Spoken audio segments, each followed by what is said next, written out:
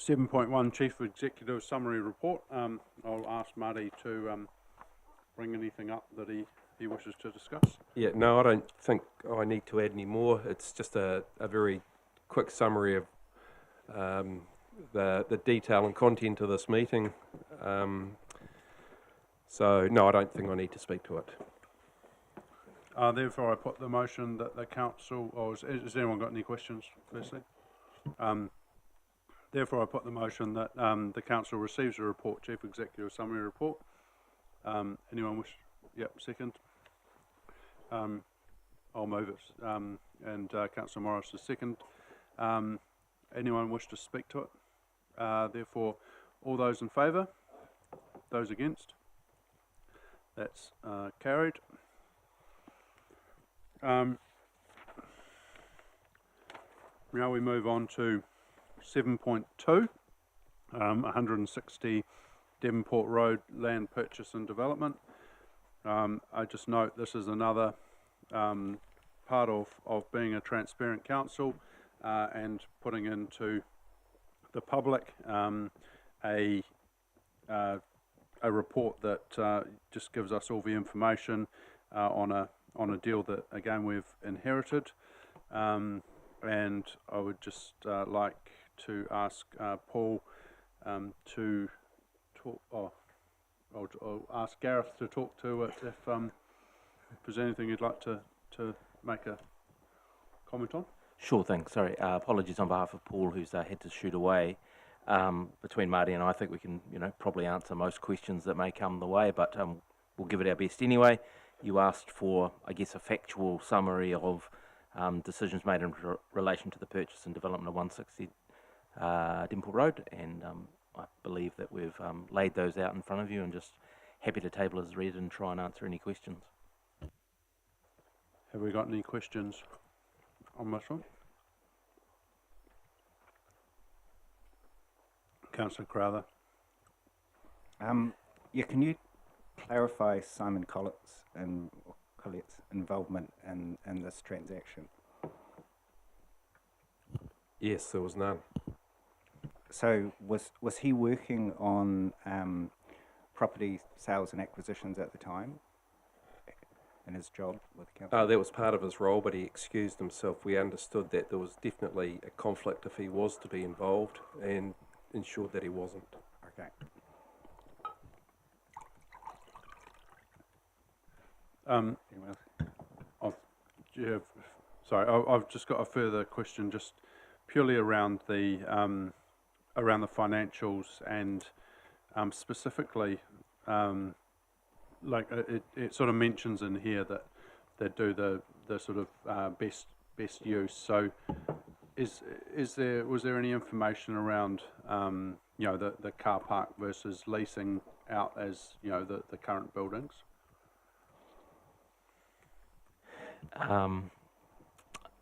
Look, I can't be 100% sure, but my gut feel was that I seem to remember some kind of conversation that looked at a wide variety of options, and that car parking was the one we landed on as the most sensible for a wide variety of reasons. It responded to, I guess you could call it noise from the community about needing more car parks in the city centre, and it returns some kind of reasonable level of investment while we sat on the land and it appreciated in value.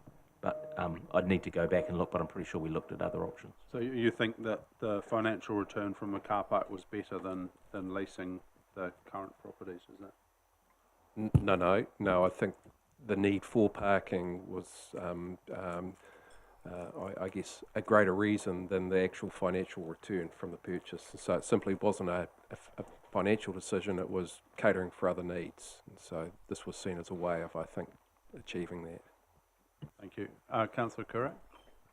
Paragraph 34, the acquisition was considered to be time sensitive and therefore not consulted on for that reason. What was the time sensitivity?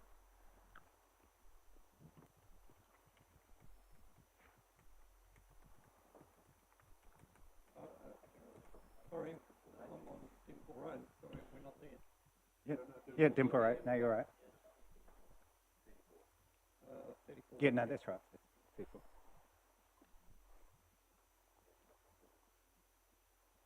No, I think it was a condition, I think, as part of any sale agreement. So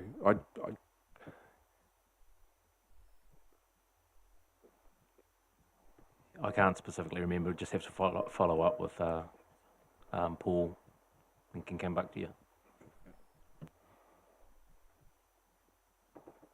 And then just, I'm interested on the purchase cost. Was that,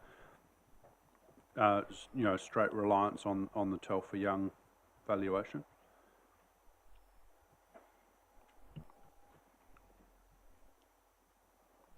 We're flying blind a little bit.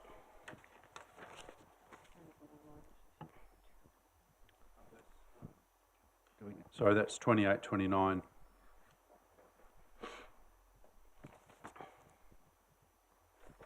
Yeah, based on the report, I'd say yes is the answer to that question. Through the chair, do we need to let this lie on the table until the next meeting so we can be confident of the answers that are coming? Because if it is, they're finance questions, I think, a lot of them. I'm just wondering if I'm trying to be helpful rather than, I know there's probably a good reason Paul can't be here, but it just might make it easier for everyone. I'll move that this item be left on the table until the next meeting. Right. Yeah. Is those in favour of letting this report lie on the table? Oh, sorry. That was Councillor Crowther, Councillor Kurak. All those in favour? Those against? Okay, that report will lie on the table until the 29th.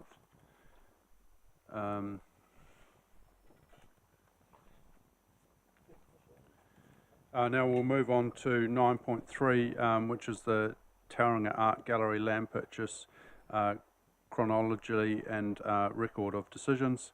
Once again, just a opportunity to put into the public what has one of the deals that has been done, and it's obviously now out in the open. And Gareth Wallace, we got Simon Stills. Gareth will talk to it and answer any questions. Thank you. Yep. Apologies for Simon, who also had to shoot off, but I've got a little bit more knowledge about this particular deal. As I stated on the last one, you asked for a factual summary of the transaction that took place and some of the reasoning behind it. So we've tried to lay that out, and just happy to answer any questions. Table the report is read. Yep, thank you. Councillor Crowther. One of my questions is might seem a little bit obscure, but I've had a couple of people raise this concern with me. Is there a water sprinkler system in the art gallery, and if so, is there any potential risk from sort of scaling up to hopefully a better utilised system? Because there have been some people involved with the art gallery who have expressed concerns to me around that. There is some risk around that. I don't know enough about it myself, but I'm wanting to get assurance that that has been sort of looked at in the design and we're comfortable with what's happening. Knowing our consenting team here, I'd imagine that whatever. Just to be clear, it's not a consent so much as just if there were an event that it would be factored in with as a system that's appropriate for an art gallery as opposed to another council type building. I could probably jump in here. No, definitely. When you're considering the building code, you consider the use of the building. I don't know the exact answer, but I know the building control officers, when considering the code, they consider the usage of the building to ensure that the fittings are appropriate for that building. And can I have another question? Is are there any potential additional costs to council? Because again, there is concern that there could be some additional costs due to issues with the building at the moment that have been uncovered. That's always the case with construction projects. There's always risk of additional cost. There was relatively, I'm not going to say significant, there was an appropriate level of contingency in the budget to allow for some level of unexpected costs. I do understand that they've found in recent days a few issues in terms of some things in the roof from previous construction, but they're working through that at the moment, and the latest information on that was it was nowhere near as bad as originally thought, but I don't have like a up-to-the-minute update on if there are going to be any financial implications of what they've found. But working pretty hard to minimise them if there are, and stay within the contingency that was allowed at the start of the project. Thank you. Through the chair, I think that's reassuring, because that's what I've been told, is that the roof was a significant concern for some people. I suppose just the final question is, can I get clarity in terms of if something like that, including the roof, but maybe something else, was to exceed the budget, have there been conversations with the art gallery around where that cost would fall? Would it be within our budgets, or within them having to sort of take out a loan and get repayment? The agreement that we have in place, I'm pretty sure, is that risk sits with council, and that we would manage that within the broader $306 million worth of Te Manamataki budget that's available, and manage overs and unders and find what we needed to solve the problem, or value engineer out another part of the project to come back within budget. But it wouldn't sit with the art gallery. Yeah, Councillor Craig. The difference between the agreed sale price, which I understand was through the two valuations, and the amount for the in the budget, there was sort of like 3.8 million, and then the 3.2-ish million. Like, I'm a bit confused about why there's a difference there in terms of the amount for the land and then the contribution to the project. Can you just clarify that, please? Yeah, my understanding of my understanding of the deal at the time was council got a valuation. The art gallery's original position was they wanted full market rate that was based on council's standard valuation, which was 5.3 or something like that. We asked them to go out and get a commercial valuation, and these came back at 4.1, 4.2. So there was a period of negotiation between the two parties, and we essentially landed in the middle and agreed on a sale price of 3.8, which was basically halfway between our valuation and their valuation. And then the price, the contribution that we agreed on to the cost of the project was all of the cost that was left over after what council had already agreed to fund, which ended up being about 50-50, broadly speaking. I guess, yeah, I'm a little bit uncomfortable on this one, in the fact that we've actually paid them, between the building sale and the grant, we've actually paid them about 600k more than the cost, which doesn't sit particularly comfortable with me when we're giving them a very sweetheart deal on their lease. And I understand, they're talking about that the value of the lease is effectively a grant each year, but I think, from an accounting treatment point of view, I'd much prefer to see us grant that money to go against their lease, so you can actually see that we're granting that money. It's going to be lost back. They're saying you're not supporting us, but we're actually supporting them, 200 odd K a year on top of paying for them and giving them $600,000 in the bank. And yeah, I'm just quite interested to understand why we've kind of given them this nice bank balance while doing up their building. Again, we don't seem to be getting a great deal from a ratepayer's perspective. From memory, the conversation at the time was, in the first instance, we were buying their land, and the value of it was 3.8, so that's what we paid. And at that point in time, we needed 3.274 or whatever it is to contribute towards the project, so they ended up with a balance. And that was the deal that was agreed. We definitely put the option on the table exactly like you suggested, in terms of highlighting the value and I can't remember back exactly, but what you just said was on the table as one of the options, but for whatever reason, we just went with the cleaner version where we paid the rate that we'd agreed and settled on an amount that contribute to the project, which was the amount that was needed at the time. Yeah, but we've given them 7.5 million, which is made up of the three. We gave them 3.2 for the building, and then we bought the building for the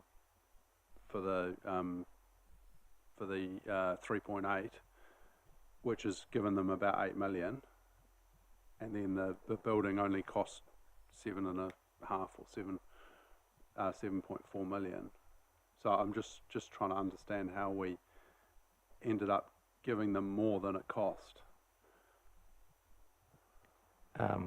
So my understanding is we paid 3.8 for the land, not the building, and so council owns the land, and then we contributed a similar amount to them, around 3.2, a total cost of 7 million, jointly contributed to the upgrade of the building, and that was as part of an agreement to bring the art gallery in as part of the Te Manawataki o Te Papa precinct, and a $7 million of expenditure on the art gallery as part of the Te Manawataki project was 2% of the total budget, and it felt like that was a reasonable amount to contribute to bring that facility up to kind of a level that could be comparable with, or for some period of time anyway, comparable with the other facilities in Te Manawataki o Te Papa, and that's what was agreed on the time. And in actual fact, TCC's contribution, other than the fact we purchased the land, was 1% of the Te Manawataki budget. And the conversations at the time were, we're doing a brand new library and community hub, we're doing a museum, we're doing an exhibition gallery, there's some money in there to upgrade Bay Court. You know, why wouldn't we be doing something to help support the gallery to improve itself as part of the Te Manawataki project? And for 1% of the budget, it felt like a reasonable expenditure. Yeah, I understand that, and I don't really have too much of an issue if that's the decision that council made to upgrade the building, but why are we paying the 600k more than it costs? So that's literally money sitting in the bank, which, that just doesn't seem right to me. A CCO, it's basically an extra grant of 600k more than they needed, to enable this project. Yep. We could ask the gallery what they're planning to spend that money on, because I'm sure it won't be sitting in the bank, and I'm pretty confident they'll be using some of that money to take the opportunity while they're doing building renovations to add some more scope into the project, but I don't know that for sure, so I could follow that up. And I guess the conversation at the time was the land value was agreed at 3.8, so that's what we paid. And I guess we could have asked them to contribute all of the 3.8 towards the project, then would have reduced the ratepayers' contribution to the project, but that, for whatever reason, didn't happen because it was agreed that, we'd contribute a relatively equal amount of money, and that's what, governance at TCC and the board, the independent board of the art gallery, that's what they agreed on, and that's where they came together, and that was the deal, yeah.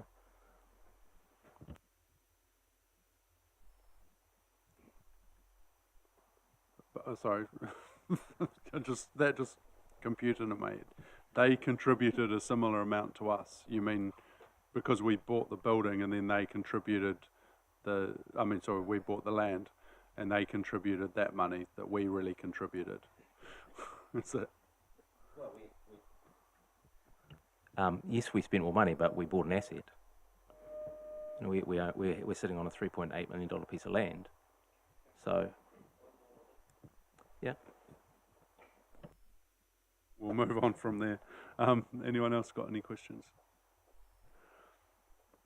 Okay, thank you, Gareth, for answering the questions. Therefore, I put that the council receives the report Tauranga Art Gallery land purchase chronology and record of decisions, transfers into the open section the report titled Tauranga Art Gallery land purchase and capital project update and its 3 attachments, originally considered by council on 11 December 2023 in the publicly excluded section of the meeting, The report and its 3 attachments are currently included as confidential attachment 1 to this report. I ask if there's any discussion. Oh, sorry. Yeah, I do need a mover and a seconder. Someone like to move that? Councillor Baker, seconder, Councillor Taylor. Councillor Baker, Councillor Taylor. No. Anyone else like to comment? Councillor Crowther. Yeah, I won't be quite as long-winded as I was with the Marine Precinct, but I do have, like, if that item had not been there, I probably would have said more on this, because there's a lot of feeling in the community that, including a number of people involved, friends of the art gallery, supporters of the art gallery, people who've donated to the art gallery, who've approached me before and since the election, sort of expressing huge concern around this and asking why so much money is going to fund, from TCC to fund this project, exactly as the Mayor outlined, on top of the land transaction, and also funding people in positions there who they feel are not representing the interests of the community around this project. Now, I'm not commenting. I don't have don't have the knowledge around their wider roles, but I know the concern is there, and that's what I'm trying to address in this meeting. To put this in a context, I think this is not as much money as some of the other issues we've dealt with. It's just part of a bigger issue, but I do have a real concern that we're not making the best value decisions as an organisation. I hope that changes pronto. And I suppose I do also have a concern about the ongoing approach of the art gallery around the interactions with the community, because they seem to be losing a lot of support in this community from people who've previously backed them a lot, and I'd like to see them thrive. I'd like to see them get an optimal level of funding from council and to do good things. So that's where my concern's coming from. I just don't feel comfortable that we're in the right spot at the moment in that whole sector. Thank you. Anyone else like to talk?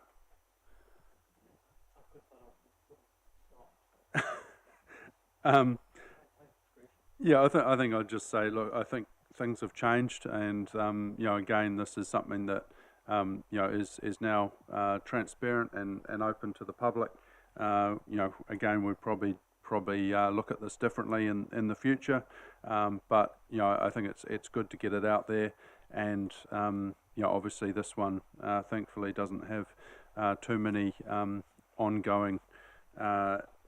As many ongoing issues for us, so we can hopefully move on, and people can make their own minds up as to what they do think about this, and we can you can continue on. So I've obviously read the motion. I therefore put the motion to you and ask all those in favour. Those against, that motion is carried. Now we move on to 7.5, approval to change the classification of part of Kopuriru Valley and the Puki Toromiro Pa from recreational reserve to historic reserve. I don't think we've got. Barbara will talk to it. Unless there's a more complex question, but I think actually Kylie probably introduced this paper far better than I could. So it is a process that you go through. So it's been through the consultation. So this is the end of the process. There has been no objections, only support for it, and I think, as Kylie said, it's well supported, particularly by the hapu, and it is appropriate to have this as a historic reserve. So if there are questions, I hope I can answer them. Okay. Councillor Kurak will second. Any discussion? Yeah, very briefly. Kylie's presentation was excellent this afternoon, and it's a real shame that places like the Puki Toromiro Pa have had part of their landform destroyed, and driving past Mangatawa every morning on the way to Tauranga, that was a incredible park complex, which if it was still there would be probably the most impressive park complex in New Zealand, but we don't get to enjoy that because it's gone. It was destroyed, quarried out, and that was in the 60s, and I thought, oh, okay, we're kind of past that. But then when I was doing the aerial mapping and looking at this, the Puketoro Miro Pa was destroyed around 2003, so this century. So if we can prevent, hopefully we're in a good place to prevent those sorts of things happening again. But once it's gone in terms of topography. Thank you, Councillor Morris. Any other discussion? Therefore, I put to the council that we received the report approval to change the classification for part of Kopaperu Valley Puki Ramiro Pa from Recreational Reserve to Historic Reserve. Notes that there were no objections to the proposal, to the proposed change of classification for that part of the Valley Recreational Reserve known as Puki Toromero Pa. Approved subject to Section 24 of the Reserves Act 1977, a change of classification for that part of the Kopaperu Valley Recreational Reserve known as Puki Toromero Pa to Historic Reserve and shown on the survey plan as Section SO 607864. All those in favour? Those against? That is carried. We'll keep moving. Thank you. We're moving at pace now. 7.6 temporary road closures, events 2024-2025. I'm not sure if Nick wants to add anything or take it as read. Happy to take it as read. I will add the comment though that we have had no feedback on the consultation which closed yesterday. If there's any questions for Nick or Gemma? Yeah, Councillor Baker. Oh, I can feel the eyes over here. No, I'm just curious, and more so from recent discussions that we've had around the Rosedale stuff, is the lens in which we approach some of these road closures. Are we doing it for the best intentions of everyday people of Tauranga, or to ease or to kind of herd the sheep and safety? Because I just noticed that it's massive disruptions for our people in a real awesome time of year. The last thing we want to be doing is stuck in hot cars because we're catering to, or at least what I can see here, highly intoxicated individuals, if you know what I mean. I'm just curious to what our thinking pattern is when we make these decisions. Kia ora. A number of things kind of go into what the traffic management plan needs to be, that the transport team feed into, but also the event organiser itself and police. So depending on the event, they definitely don't do more than what they want to do, the event organisers, because it does cost them a lot of money. So it does come down to safety, but also managing the impacts on the community to try and keep the traffic flowing more freely. Cool. Sorry, supplementary question. With traffic management, does the cost sit on TCC or the event manager, as in road cones? The event manager. Councillor Kurak. And just general notification requirements, is that, what's the normal process in terms of ensuring that the public are aware of such closures? Yeah, so depending on the level of impact, it'll have a different level of communication, but at a bare minimum for something of lower impact, they would have to do a letter drop, which we agree to what the area is with that, and if it's a traffic management plan, for example, the transport team would have input into the area that has to be letter dropped. Then there's obviously other forms of communication if it's something of higher impact with radio, print, those sorts of things. So there's a bit of a scale based on what's required.